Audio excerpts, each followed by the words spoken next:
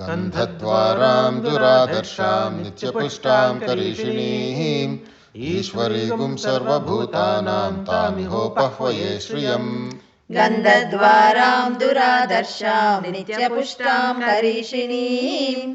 ईश्वरीगुं सर्वभूतानां तामिहोपह्वये श्रियम् मनसः काममाकूतिं वाचः सत्यमसीमहि पशूनागुं रूपमन्यस्य मयि श्रीश्रयतां यशः मनसः काममाकूतिं वाचः सत्यमसीमहि पशूनागुं रूपमन्यस्य मयि श्रीश्रयतां यशः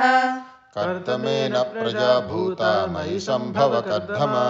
श्रियं वासय मे कुले मातरं पद्ममालिनीम् कर्दमेन प्रजा भूता मयि सम्भव कर्दमा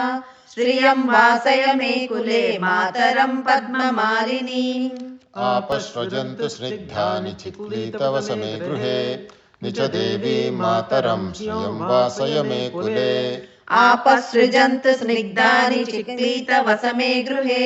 निच देवीं मातरं श्रियं वासय मे कुले।